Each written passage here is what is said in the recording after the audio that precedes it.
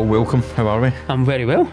Yourself? Not too bad, not Good. too bad. Thanks for coming on. Pleasure. Total pleasure. So, you're head of development at SFA, Yes. which we'll get on to later on. I've got loads of questions about what you guys are doing there. They're all good, trust me. But the main reason I wanted to get you on is you're very vocal and honest about your struggles with dyslexia over the years and the early impact it had in your life as well. So, it's a subject that's really close to my heart. For anyone who's worked with me or received an email from me will know that I'm chronically dyslexic. I mean, when I say chronically dyslexic, I mean chronically dyslexic.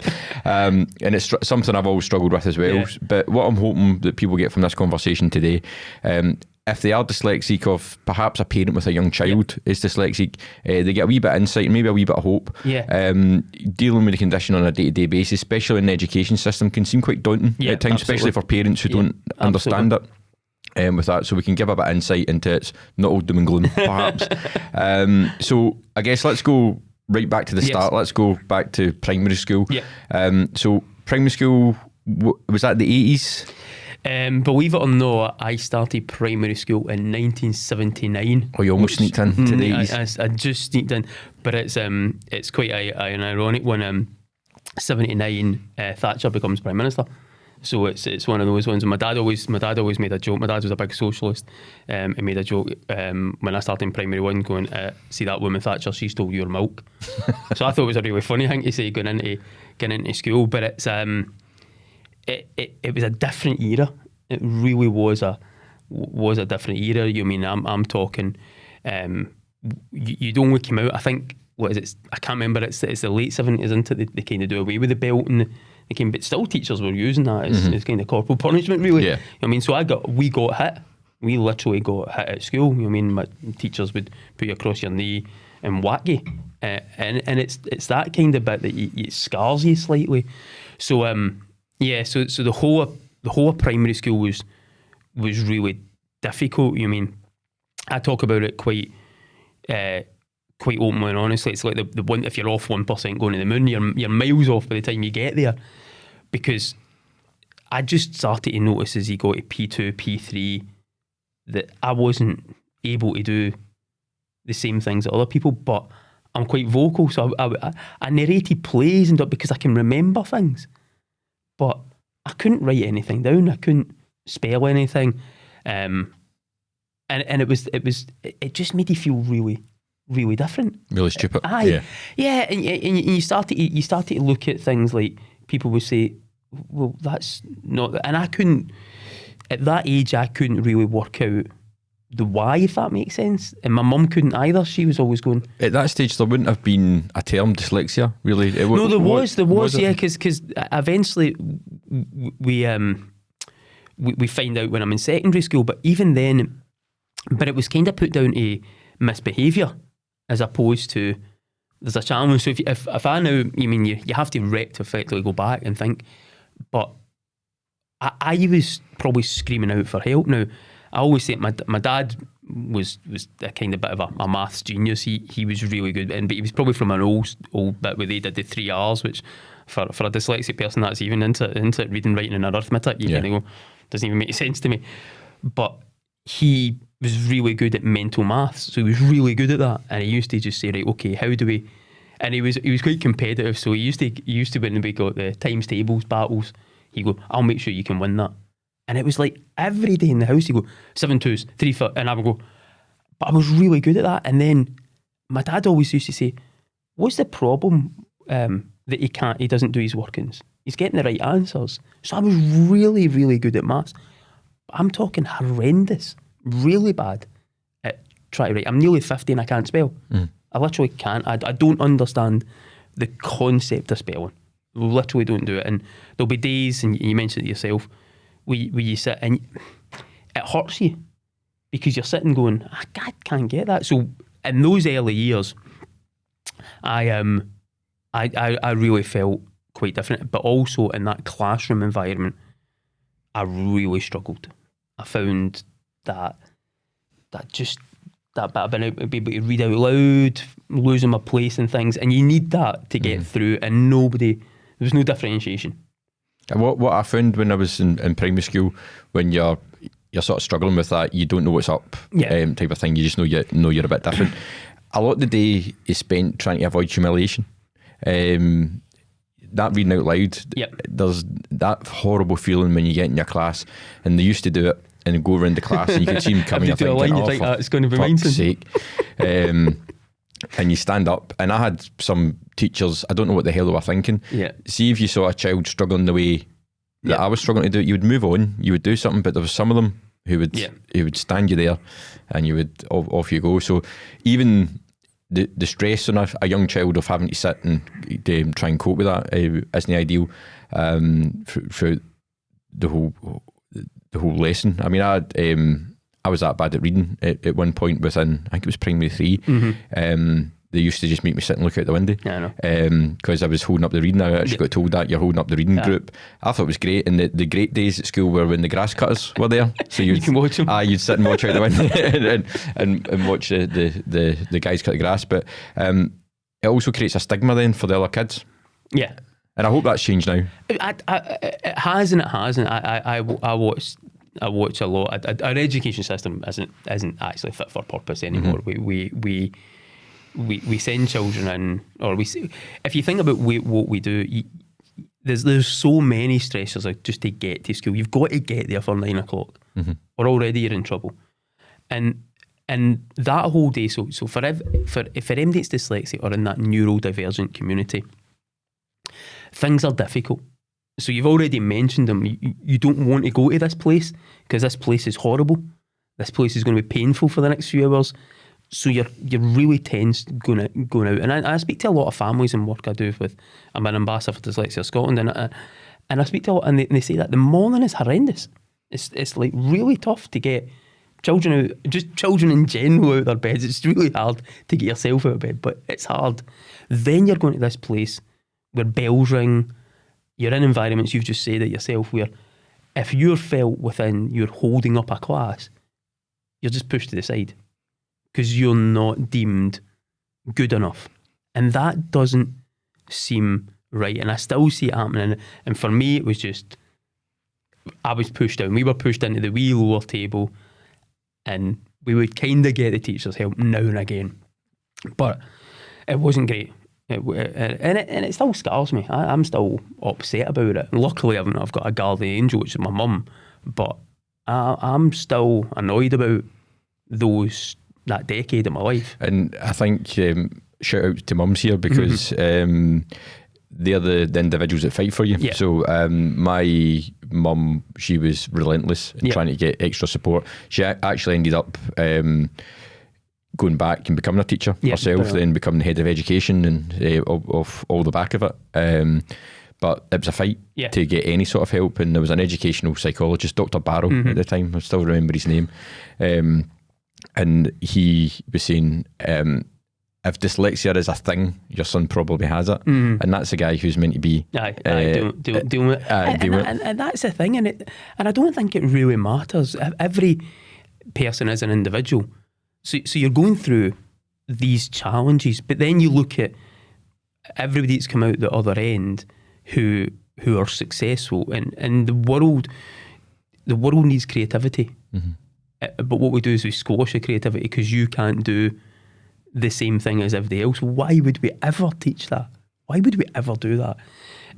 But in that environment, particularly of primary school was just, even the thought of it now just really, really makes me upset. I do get emotional thinking about those tough days coming home and going, I don't want to go back. Please don't send me back. Please. And what about when you went to high school?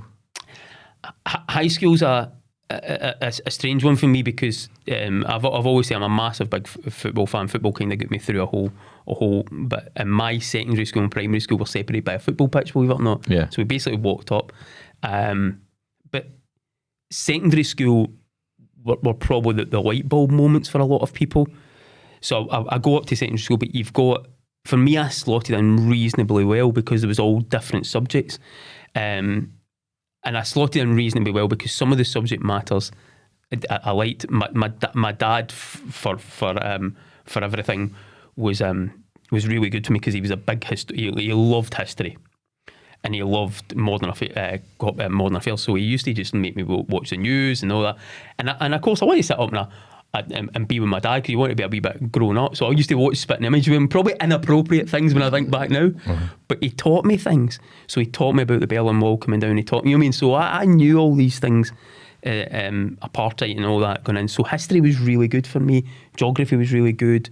Subjects were really good. And I loved them. The turning point was very early into secondary school. I always reminisce about this. We did the BFG, that was our book in S1. So I was really slow at reading it. But our teacher said to us, I want you to do a bit of creative writing.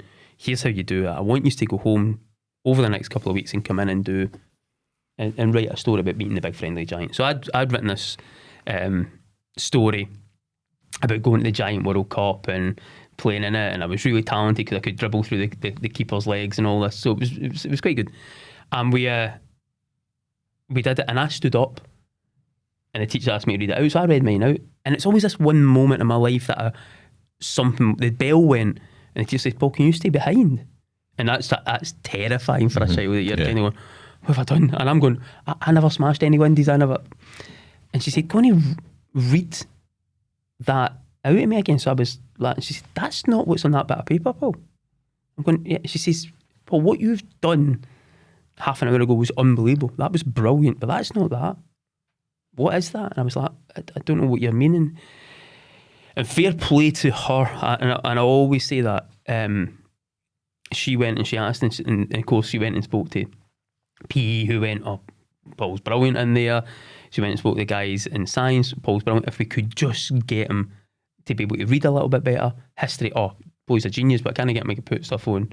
And she went, "There's something." And that was when we went through the education psychologist, and eventually we came out the other end and went, "Paul's dyslexic." So it was this moment in my life that I went, "What?" But we never really discussed it. My mum battled really hard, but it was a moment where you went, so I could be okay if somebody would look after me. But it's the 80s, so it's not easy. I think the diagnosis bit is really important. I remember going back to myself, I was younger when I got diagnosed. It was probably primary 3 or primary 4, so quite a young age. And actually it helped make sense about, all right, I'm not stupid. That's the first thing. So and actually fortified me a wee bit, because when people were making fun of you and all the rest of it, I used to give as good as I get. So I've got a name for my thing, what's up with you? So bringing it up to the modern era, I think in terms of child's getting early diagnosis is so important for loads of things, for their own learning, for different learning techniques, but also to make sure they get the support, enablement all the way through school. Early recognition, we speak about it quite. Early recognition of anything, but particularly around about dyslexia, is so important. There's a number of studies out now that is hereditary. We have started to see, pardon me, we have started to see that.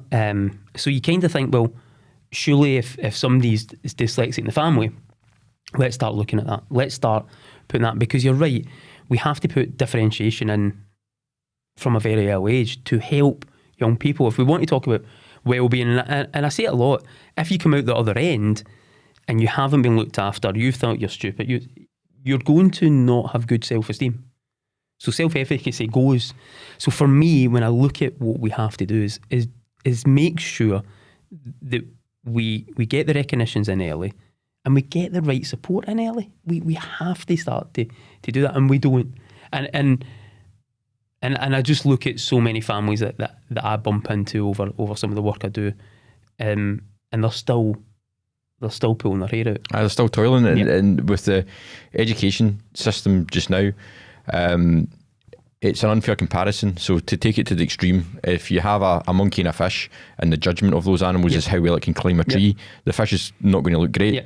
And there's so much weight within school about getting things done in paper, about the actual the kind of literature side of it, whereas a lot of lessons, learning outcome actually isn't anything to do with writing stuff down. You know what I mean? But I think a lot of children lose the value of learning by the stress of, right, I need to put this down in my jotter. So they could be learning about the Romans, for instance, and writing that down on a piece of paper has no benefit to that lesson at all. No. But yet there they are, still scrubbing down and getting golden that down. jotters, I still hear both my children will say that, or have said that, and I've heard that we've got our golden jotter for our good writing. Yeah. And I kind of look at it and think, I don't know I still take notes. I'm not paperless because for me to concentrate, and there's a part of that as well from my working memory and my processing, that I like writing things down because it helps me kind of formulate stuff. But the vast majority of things we do via computers. We do the vast majority of things now typing. We don't write. So why are we teaching this bygone era about writing? And I'm not saying we shouldn't, but what I'm saying is, can we challenge that? Have we got it right? So we've got an education system that's basically back to the Factories Act, because that's what we created. We created, you must learn to get somewhere on time. You must learn to obey rules. We've now kind of came through that, but we've still got this schooling system that we send children to. And I look at it, and for me, it didn't work. It really was a painful experience. I would say it scarred me to the soul. I don't know if I've actually ever recovered from it, to be brutally honest. I don't know if I've ever, or ever will. I think it was high school was worse for me than primary school. The first and second year were relatively okay. I'm fairly robust when it comes to these things. I've got the an unusual ability just to let things wash off me. But the real moment came. So first and second year, when I was at school, you kind of were in with your kind of peer groups. Everyone was mixed. Then at the end, they assess you at the end of second year. So obviously assessed. So I'd had a friendship circle, all nice people. All of a sudden, you're put into the class with people who are setting stuff on fire, trying to hit people with hammers. And they have behavioural issues, and if you looked into why they had behavioural issues, everyone would probably have a reason, from childhood trauma to different places. So here we all are, this special group, dysfunctional group, got brought together by different things, and that was the next 2 years were absolutely brutal, because there was no learning. No, I mean, it was the poor teachers were trying to get the best they could out of this class of reprobates. And there you are sitting, and I love learning. Absolutely love learning, but there was no learning going on. And I think that that is the bit, isn't it? There's a vast majority of this that, as you say, we want to learn, but you have to make the environment correct to learn. And for me, I mean, I did O grades. I didn't do really well because I just couldn't work out how to actually get through the day or understand it. And the more I do within dyslexia, the literacy part in terms of reading and writing are probably not the biggest weaknesses anymore, because we have systems. So we have things that can help you do that, so you can speak into it. Working memory and processing for a dyslexic person. And we haven't got that over to people, and people still look at me, and I still think it's the 70s. I still speak to people today and go, are you for real? Are you actually for real? And what they haven't done, and don't get me wrong, I work in so many primary schools with some of the work that I do with Dyslexia Scotland, and I see some unbelievably brilliant teachers. But on the other side of the coin, there is still so much poor practice out there. But it's teachers that are making the difference, and it's individual teachers who are learning. It's not coming down from above through the education system. My wife's a teacher. My mum's a teacher, my sister's a teacher, surrounded by bloody teachers. It's quite ironic that, isn't it? Quite ironic that. And unfortunately, the teachers are overburdened with paperwork. They're overburdened with recording information. They're overwhelmed with making sure that work's presented in a certain way that for someone else coming in from the school, it can be presented, rather than the actual teaching. And unfortunately, and I've seen this with my own kids as well, it's your luck what teacher you get. Absolutely. And a bad teacher can have a massive huge impact. And like anyone in life, you get good teachers, you get bad teachers, you get good pilots, you get bad pilots. I've seen it with my own kids, the impact a bad teacher can have. For I think that John, that you're entirely right. And I left school. I'm an electrician to trade. I would say I'm a bad electrician. I wouldn't let me anywhere near anything anymore. But that is okay, because I'm never going to really do anything as an electrician. I can do the job. Would I be of the very highest standard? Maybe not. But in our education system, we have to get better at how we actually make sure we educate our teachers about the differentiation. So if you look at it at the moment in time, I think it's something like 37% of the school population have additional support needs. 37%. So if we're going to get close to 50%, right, that need addition, do we need to change the system? The answer is yes.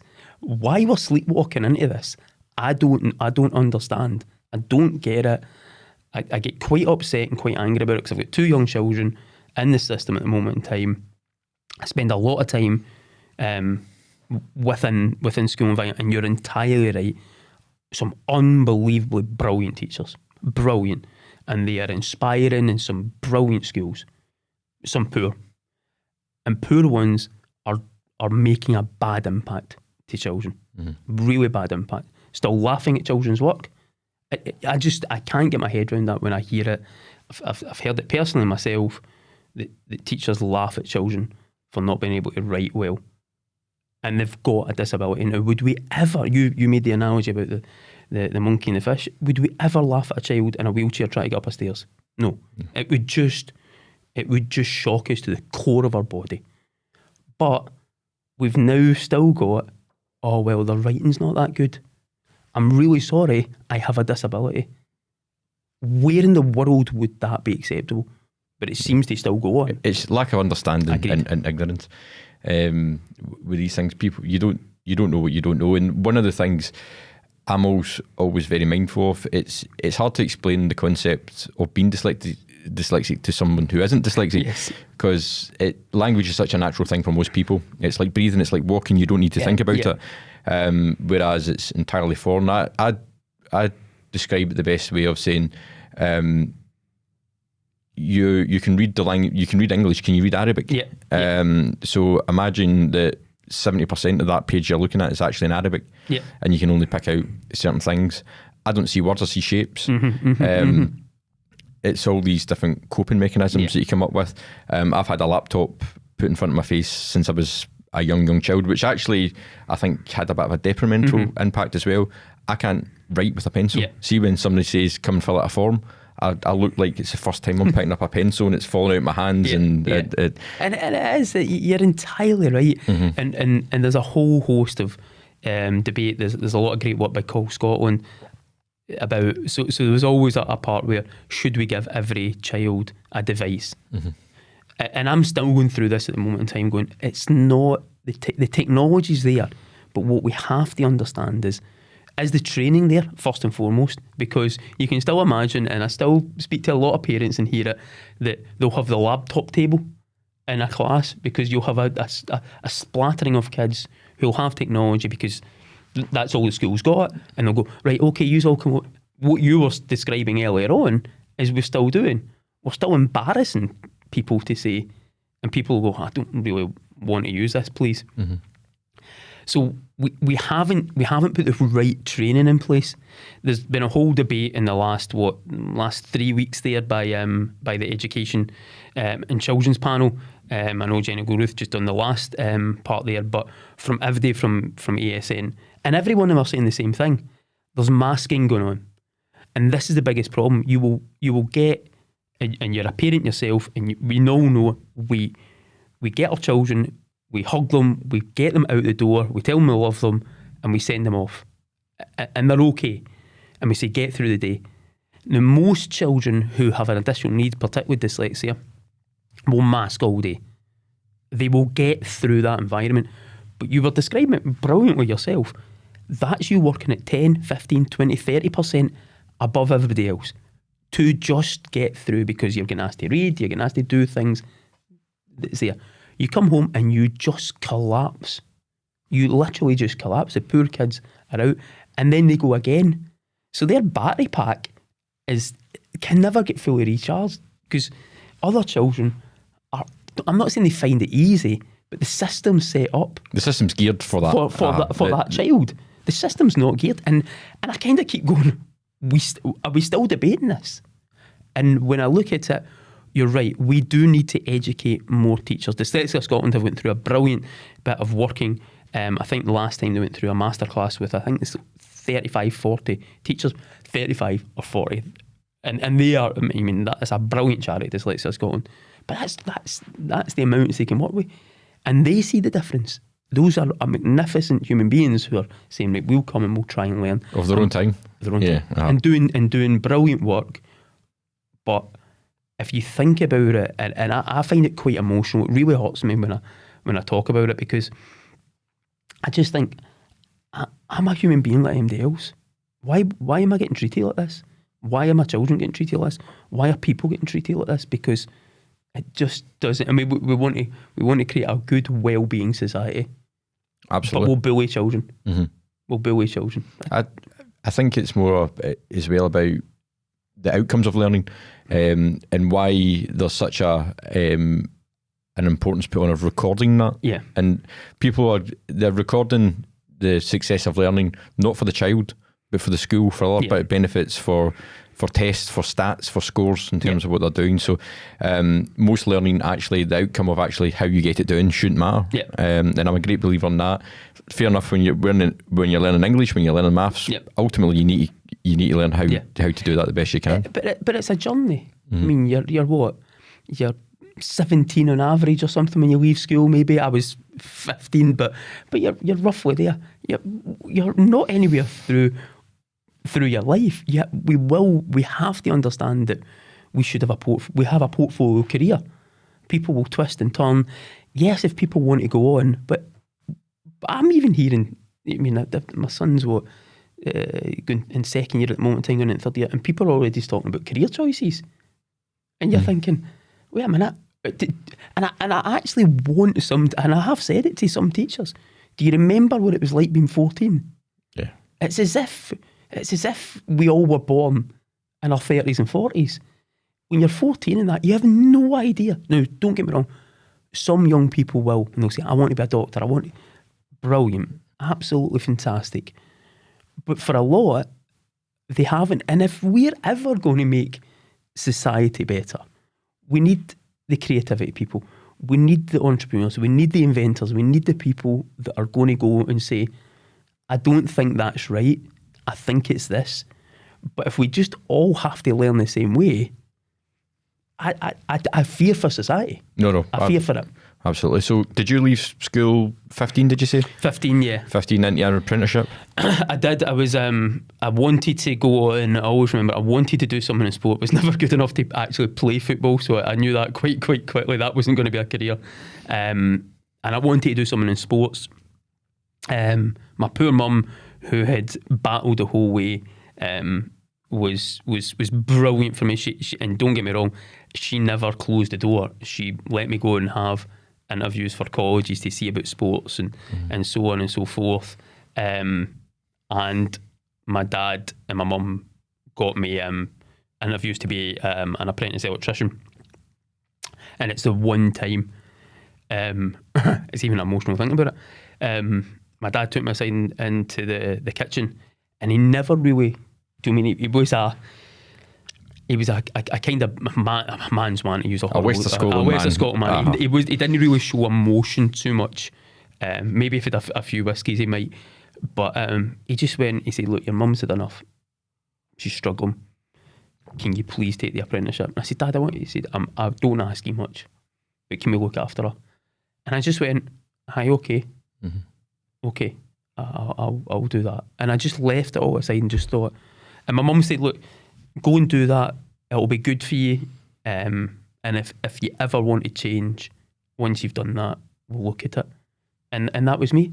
I set off in this weird journey at 15 years of age into a construction industry, and was just a wee boy on a big building site. Yeah, Dad, it's funny how much of our stories are similar.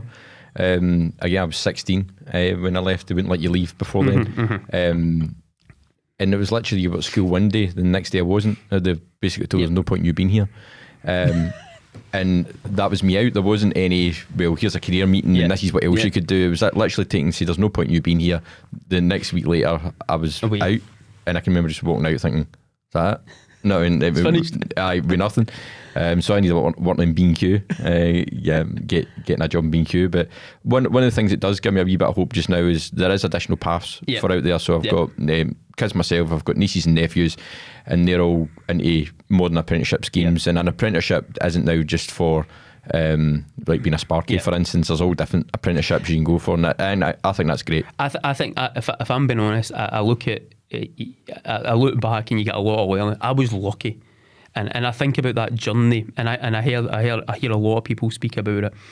We don't need to simply go through this education system, and as you describe it well, it finishes and you go somewhere else. I can't claim to be this one to be mine. It was actually Jim McCall, which a bit of name dropping, but he said this when I was at a dinner with him with Dyslexia Scotland one night, and he said, if you think about, you have that kind of 15 years of education money, right? Because you start at kind of 5 all the way through. So if you think about, you've got that in the bank. Why do we turn it off, if that makes sense? So we left at probably that 4th year at school, but other people have got another 2 years plus potentially another 4 years at university. So you've got another 6 years. Why can't everybody get that? Why can't we work better at looking at what's right? Now, I'll be honest, my apprenticeship was torturous for me. It was hard. I was bullied and teased and everything else. Did you finish that?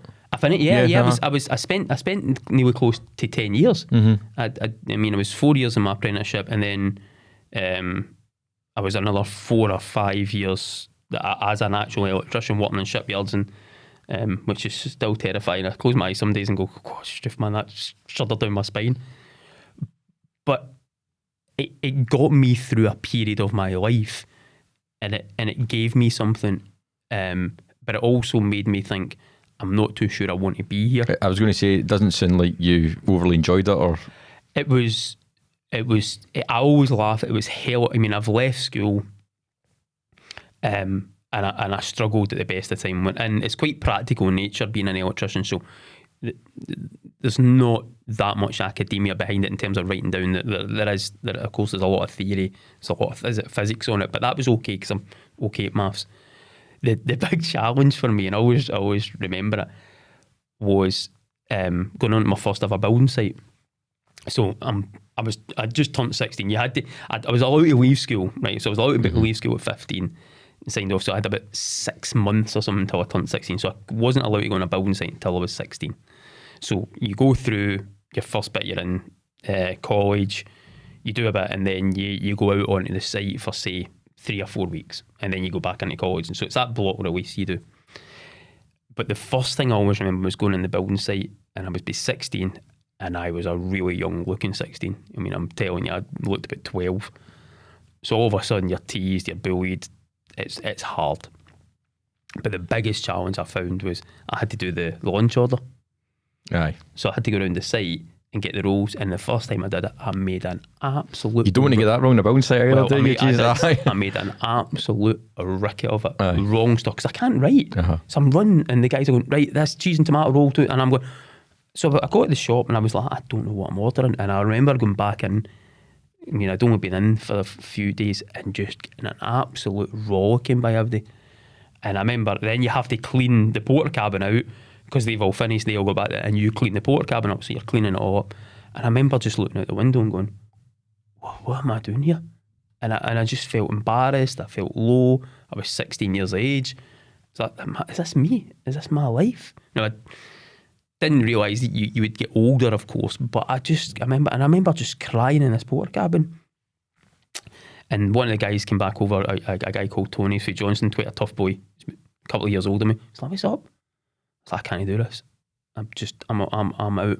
And he was like, what is it? And I was really emotional. I was really crying. And he went, right, you can't let people see you cry here. Come on. Yeah. It's like, I don't. And he's like, right, what's the problem? And I was like, I'm dyslexic. I can't write the roll order. He's like, what? I was like, I can't do this. I think I'm going to. So fair play to him. He came with me the next day, and he he said, look, here's how to do it. So he was like, look, here's a way in which you can remember the stuff. And he wrote out and he said, look, you don't need to write everybody's name. You just need to write 1 cheese and tomato times 4. I was like, and it was like, and he was really kind.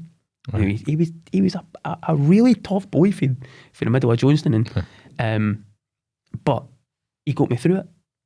And I remember just crawling my way through. But that bit there gave me something. So what was so how do you go from being an electrician at a shipyard to where you are now? I take it that's not a linear process. It was a bizarre. So unfortunately, when I'm 22, my dad took his own life when I was 22, and I think at that point my life, everything spiraled. Everything spiraled. 22 is a harsh year for a harsh age. Young because you're away still. I was just a child. I was just and I was finding everything really difficult. My mum was having to deal with a lot herself because it's a really emotional thing. My sister's a couple of years younger than me, so.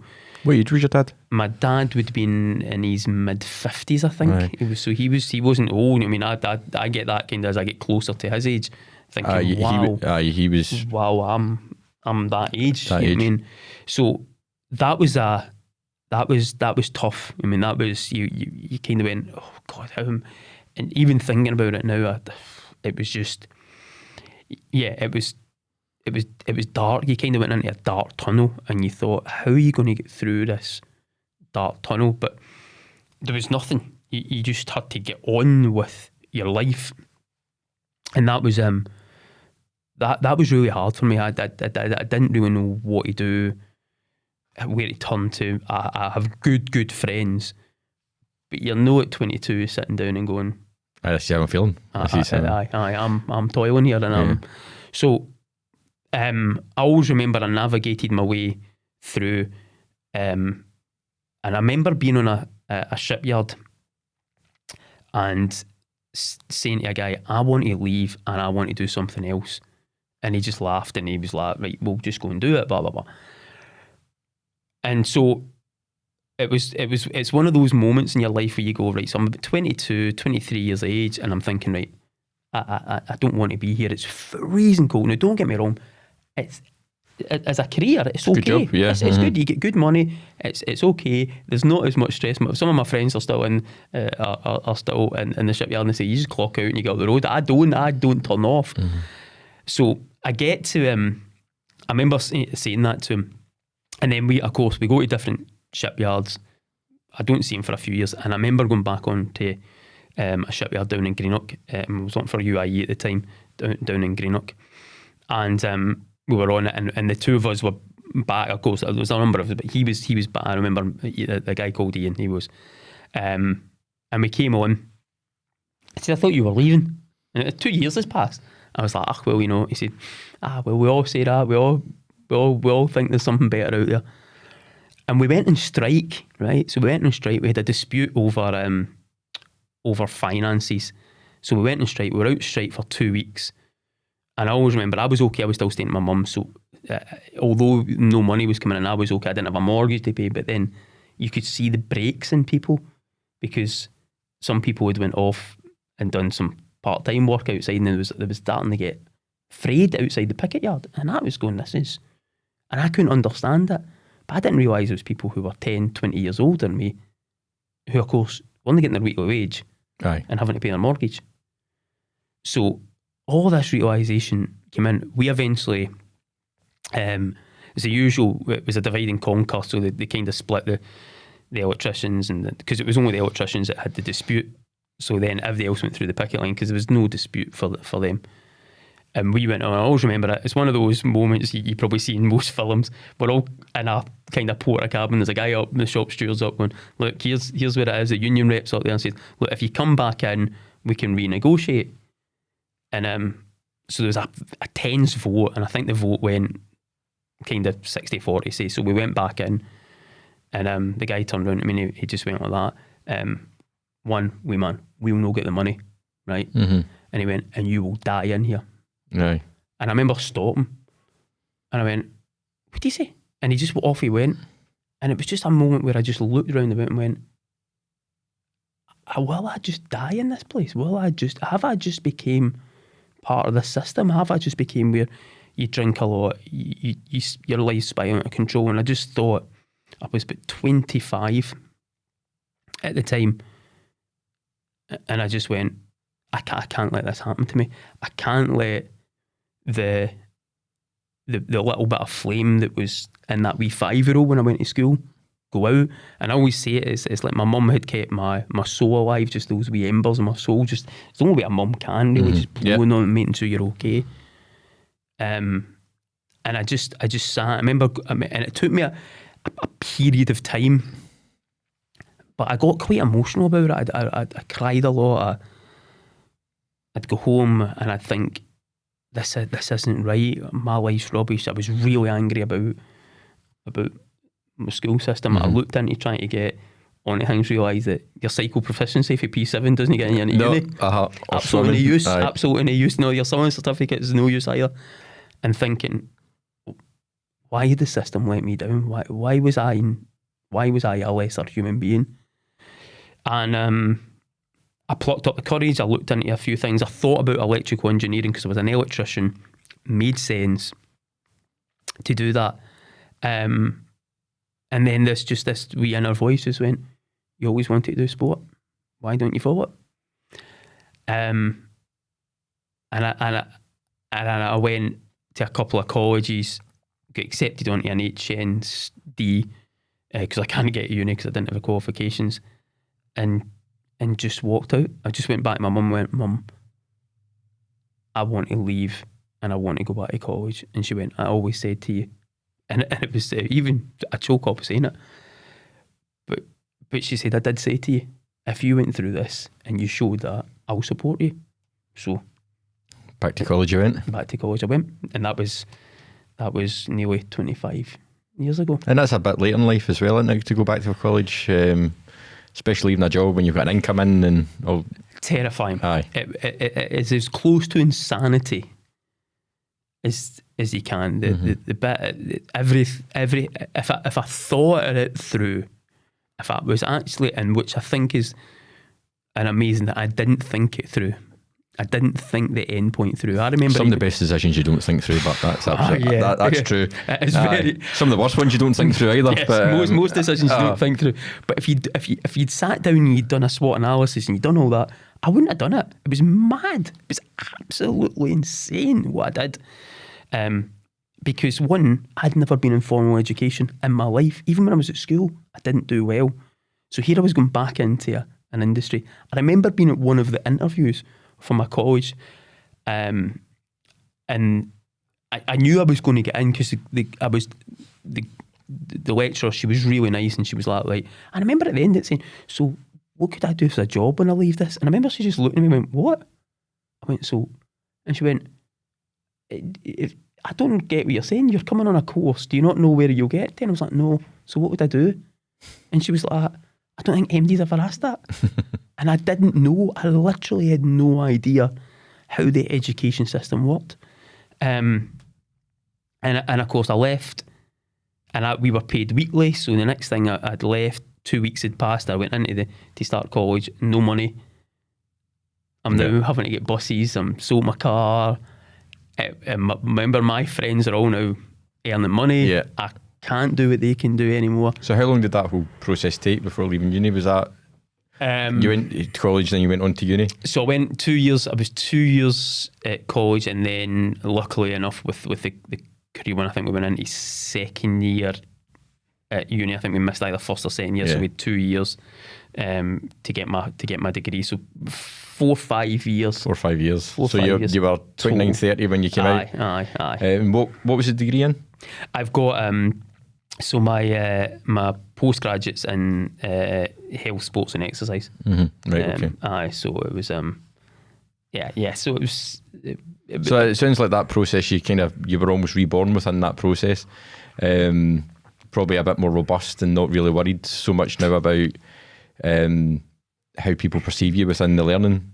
There's still a few of the guys that I know when I went in. I always say this: I went in and I was shocked because I was 25, I think, at the time. So it was people who had just come out of school, they were 18. That's a huge gap, huge gap.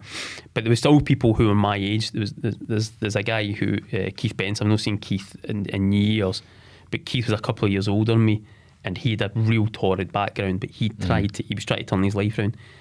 And he was a good ally to me because we were those similar characters. We both had learning differences, we both had massive challenges, but we both were ambitious and we wanted to push on. But there was these two older guys in the class that didn't allow any messing about to go on. We were, and he was a boxer. He was a big lumpy boy. Aye, he was alien, and he was brilliant for me. Aye. And it's just that bit of destiny, if you know what I mean. I could have went into a different environment, whereby you met somebody at the right time. I met somebody, right, and then there was other guys. There's one of my friends who's in America now, Professor Ricky Simpson, and Ricky came in. Ricky was a lovely boy. Does work with NASA now. Do you know what I mean? Wow. But was brilliant, and we just all sparked, and it was the bit in my life where I realised they all helped me. There was never nobody laughed at me anymore. Aye. These people were all, and I had lecturers who were really on my side, and I just didn't feel embarrassed. I had all the support in the world I could get, and all of a sudden off you went through. So how did you end up going from coming out your degree to ending up in SFA? A bit of a strange journey. One of my lecturers, Robert Kilty, was really hammered home when we were in first year at college. He said, you have to volunteer. He said, if you want to be successful in life, you have to volunteer because you'll get skill sets and so on and so forth. And he made a throwaway comment, right? And he's like that. He's a good friend of mine now.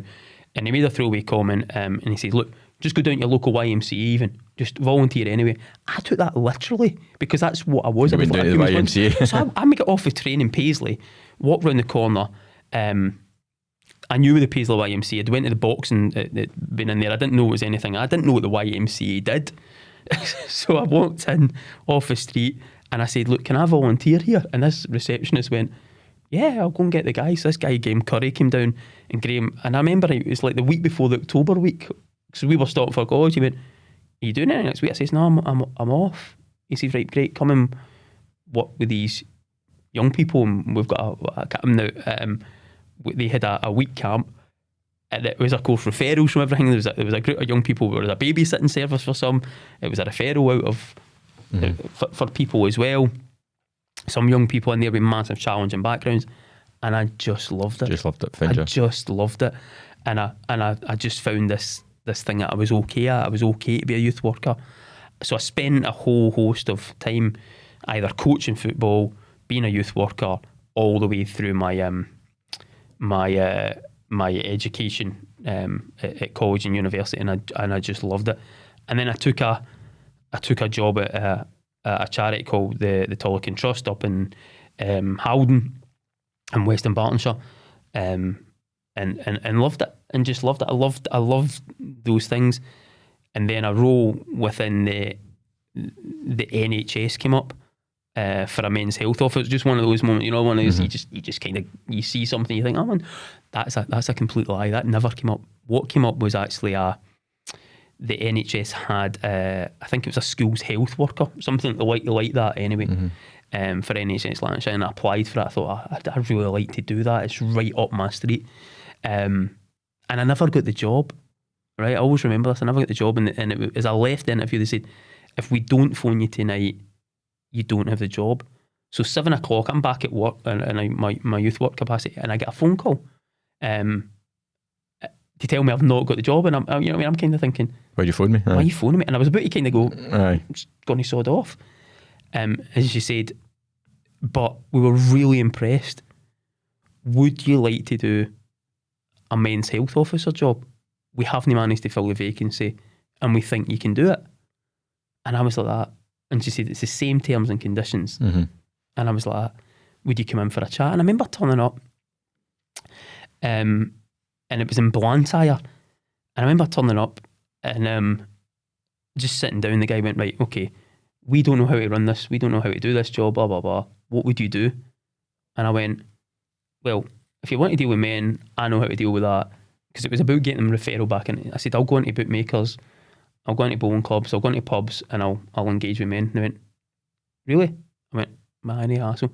And I spent 3 brilliant years there just doing that and having a massive success. And then that project was coming to an end, and I thought to myself, I kind of fell on my sword. I was like, well, I'm leaving at the end of this contract. I'm not going to. And they were offering me jobs. And I just always remember sitting in my house one day, open up the Herald, there's the job section, and down the bottom corner it says the Scottish FA is looking for a regional manager. And I just applied, and that's 18 years ago. 18 years ago. 18 years ago. The rest is history. The rest is brilliant. It's head of football development then. Yep. What are you, what's your goal? What you guys trying to achieve? Wow, that is a magnificent question. I think what my direction of travel is I know how important football is. Football, and I've said it so many times, saved my life. It really is. So for me, there's a bit in there that particularly around the mind. So you can look at the elite level of the game. So the Scotland's men team is going to the Euros, and if they'll go that, if they'll talk about VAR, if they'll talk about that elite, but they'll talk about that 1%. For me, what I want to try and achieve is I believe our community football clubs are some of the most important things Absolutely. that we've got in our society, and can we do more with them? So I think they can become the great third sector enterprises that we can do. So for me, the biggest goal that I've got at the moment in time is, how can I make them better? How can I make them have better facilities, offer better opportunities, try and break the part, and we've got a big bit we call let them play, but break the bit about it being team and you have to win all the time, because it's still the same as school for me, that bit there, isn't it? You're not good enough, we won't put you on the pitch. We have to kind of get to the point where competition is important at the right age and stage of development, but can we get more children involved in that? Can we create that bit that I got in the 80s? Can we make clubs be those community centres where kids can turn up, potentially play football, but also maybe do a bit of pool? Can we have those clubhouses? Because they would be a safe space. And can we do that? And then can we just start to increase the part around about increasing our female game, which is so important, our para game as well. So again, it's this bit about children who are neurodiverse. So you're not going to be surprised that a child that turns up that's ADHD, for example, is probably not getting a game. Because probably, and let's be honest about it, the vast majority of coaches are males. They'll probably go, I don't want to be dealing with this, because they'll probably not have the skill set. And that's okay, but we need to get better. And we need to provide opportunities for everybody to play in the game from 5 years of age to 95 years of age, and just make it a better system. No, absolutely. I've got young boys, myself, and the older one, he's right in his football, and I see the importance of these clubs, but also see the importance of the people who volunteer, who give up their time, who put a lot of effort into running, and it's a hard-old slog, these youth ones. One of the things I thought was shocking was with South Lanarkshire Council. Recently they decided to increase, I think they almost doubled the lets for these football teams. So I don't think they underestimated the impact that they have on these clubs. Especially South Lanarkshire has some of Europe's most deprived regions. The attainment gap's massive. And even saying, well, we'll have to ask the kids for an extra £4 per week or something. For some families that's unachievable, especially if you've got 3 or 4 kids going. The mindset behind that decision, to say actually what we should do is put some of these grassroots up, where these kids are going to their safe space, they're getting coaching. It's mind blowing. Yes, yeah. I think the one thing is we've got to, from my point of view, and I champion about this a lot. I'm very privileged now. I get to go across to a lot of other European countries, and football and we've got football in our DNA. It is in our DNA.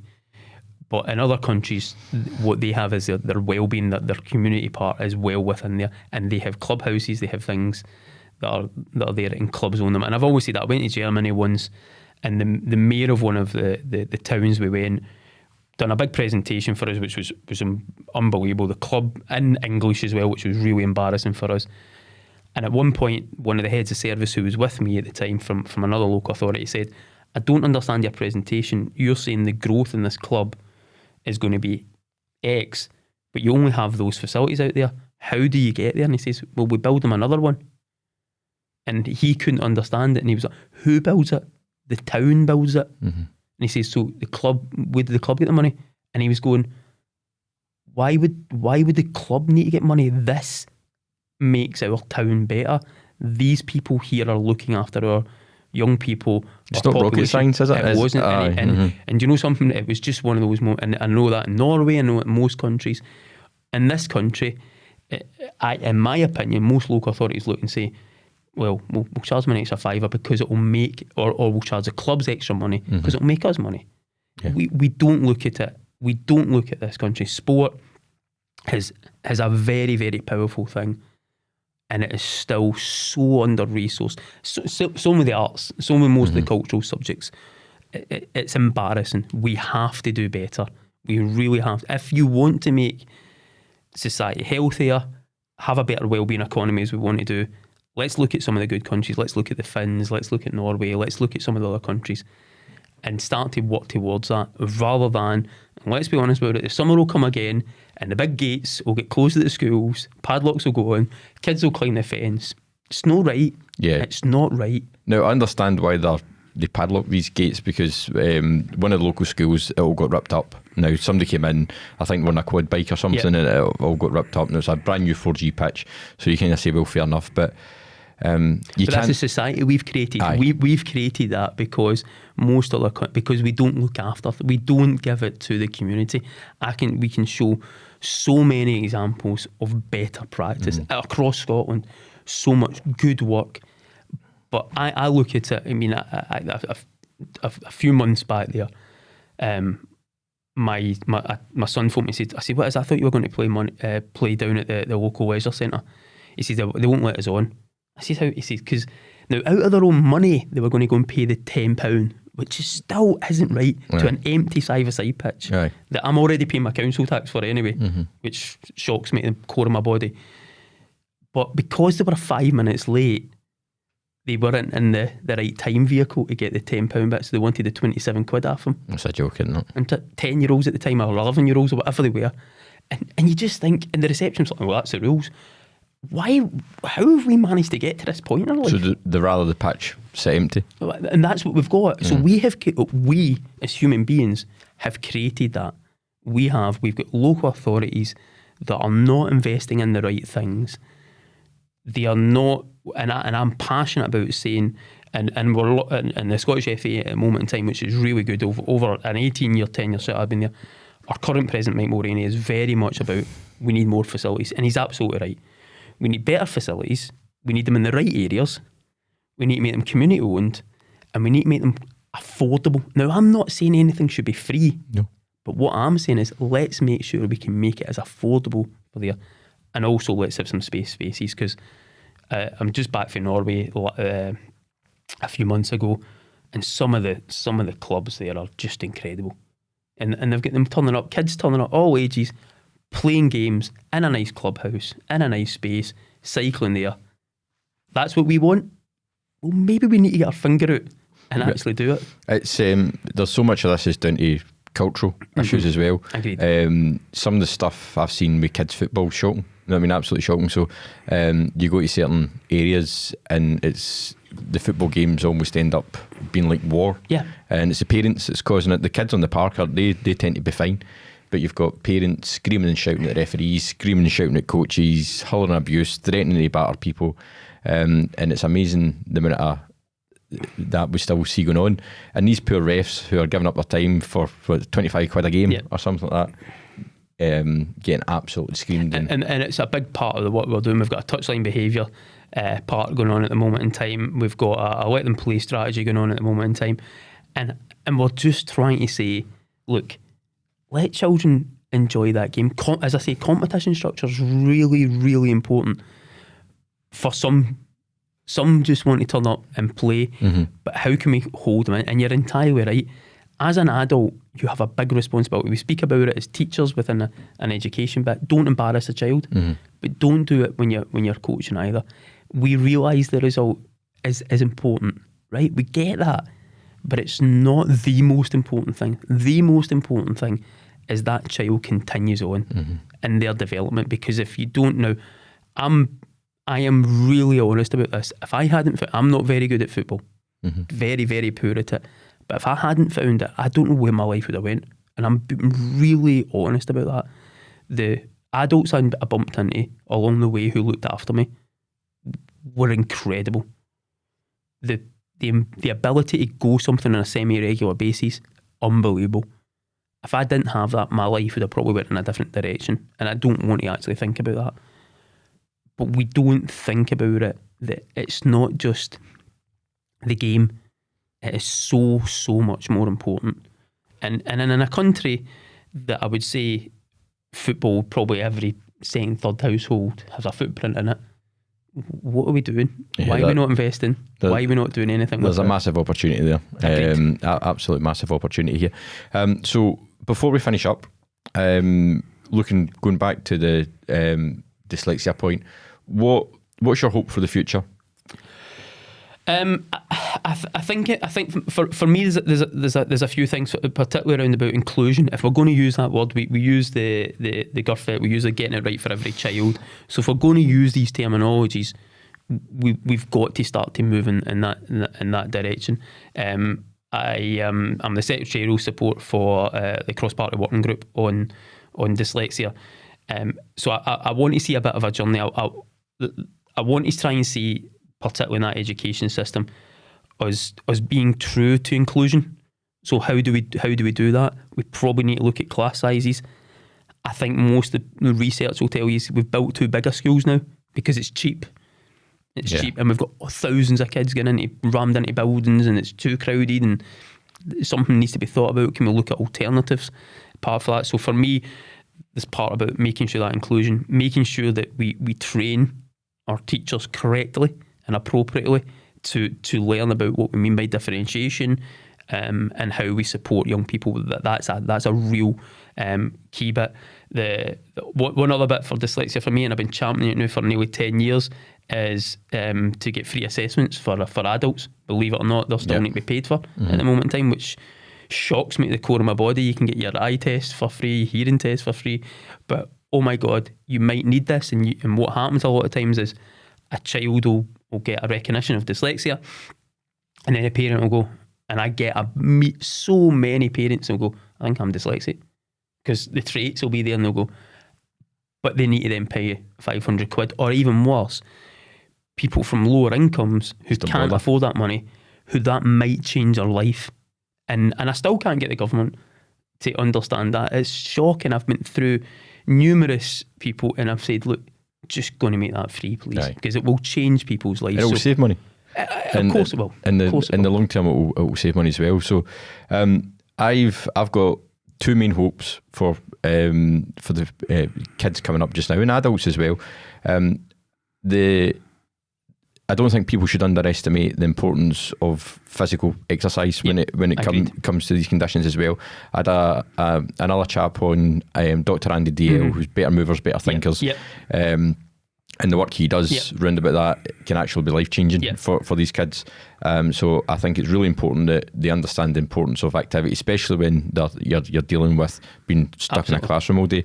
But I think the biggest change that we're going to see within a generation is impact of AI.